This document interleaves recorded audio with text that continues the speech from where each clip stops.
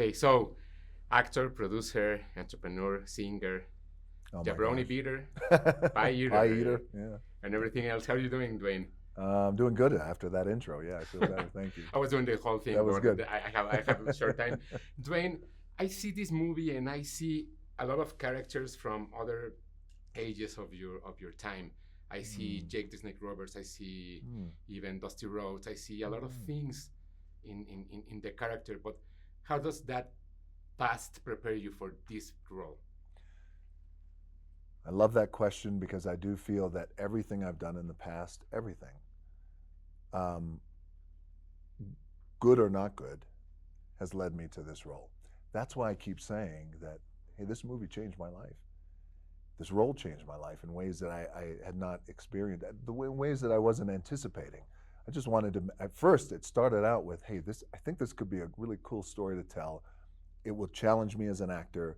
I wanted to be challenged. I wanted to reach for more. I wanted to disappear. I didn't know what it was like. I didn't know that I could, as an actor, disappear in prosthetics and makeup and vocal transformation, everything. And that's what this means. So everything and those characters that you mentioned as well, it's all led to this.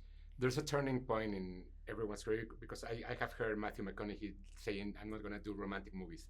I just heard Channing Tatum say, I want to make better movies to challenge the industry. Mm. That's the path you're going to take from now on because I think this is a turning point in your career, as you said.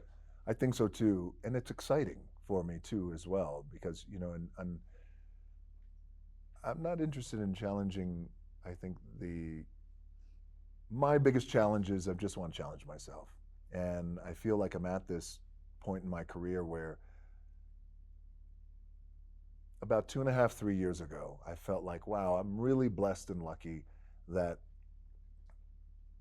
kind of at the top of a mountain.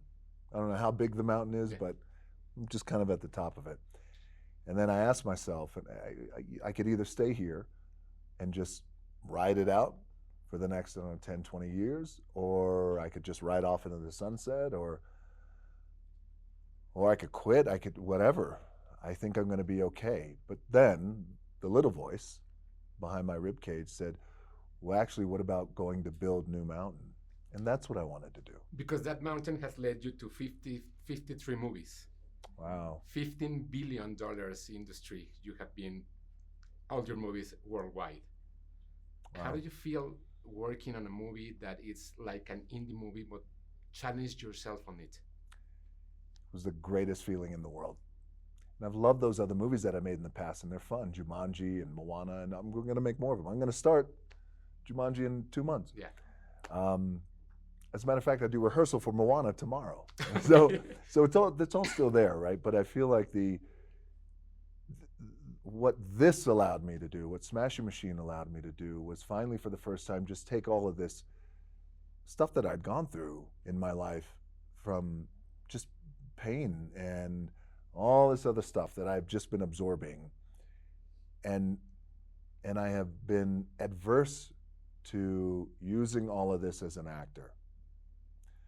So that kept me in the comfort zone of the big action movies, where I used to feel, oh, all this stuff that I need to work out from pain and trauma, a kid, a teenager, my first divorce, questioning my fatherhood, so much stuff like that.